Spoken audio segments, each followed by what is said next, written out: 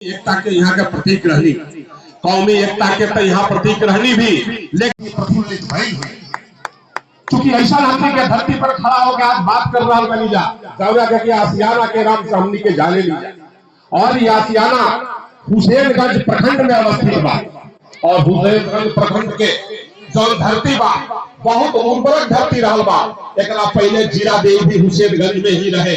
नरेंद्रपुर भी यही में रहे, जहां के हमने के डॉक्टर राजेंद्र बाबू भी जीरा देवी में वहां का उपयोग भई रहनी। नरेंद्रपुर में एगो हमने के महान स्वतंत्रता सेनानी दरौली के पूर्व विधायक माननीय अमरनाथ यादव जी, सिवान डीडीसी साहब, एडीएम साहब, मतीन साहब, ये मंच पर बैठल तमाम हमारे साथी लोग और सामने यहाँ बैठल स्कूली छात्रों, शिक्षिका लोग, मीडिया के साथी लोग, आप हमने के जौना खातिर उपस्थित भइल बनी जा।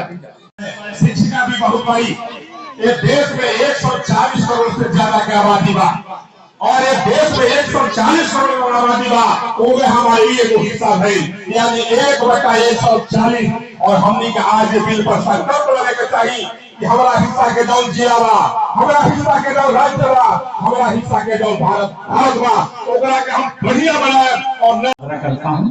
यहाँ मैं से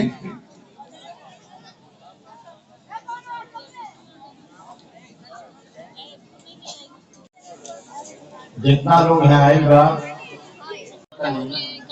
समय के अभाव माननीय विधायक श्री चौधरी के जाए के बाद अकाल भी दरोगा प्रसाद जी के ग्राउंड में लड़ाई में सैकड़ों लोग फांसी को चल शहादत देहल, उस सैकड़ों लोग के फांसी और शहादत के ये नया कोशिश में हमने के जाए देवे के ना चाहिए। तो अम्बेडकर जी के नाम सुनता नहीं, लोकसभा में लोग का बोलता, बाहर लोग का बोलता, जब सरकार का वो लोग का करता,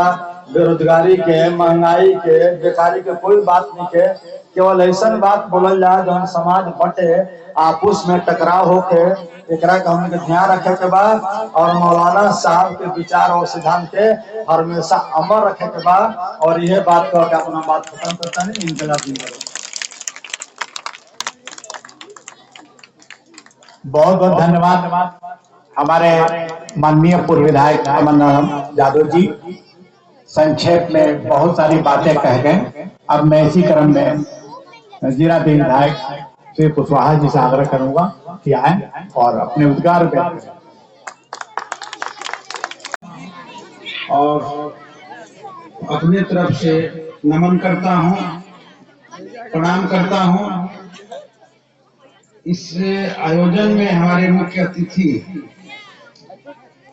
हम लोग के बिहार विधानसभा के पूर्व स्पीकर आदरणीय, मैं आपसे कहना चाहता हूं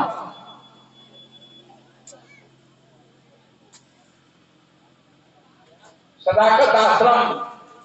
जो आज कांग्रेस के देख सकते हैं, यही मौलाना मजरूह हक का वहां इन लोगों ने स्कूल भी खोलने का काम किया, मजार है।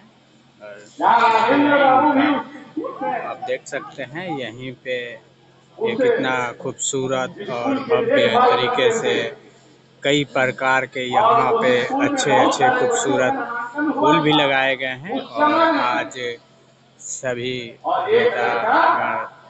यहाँ पे आकर फूल माला चढ़ाकर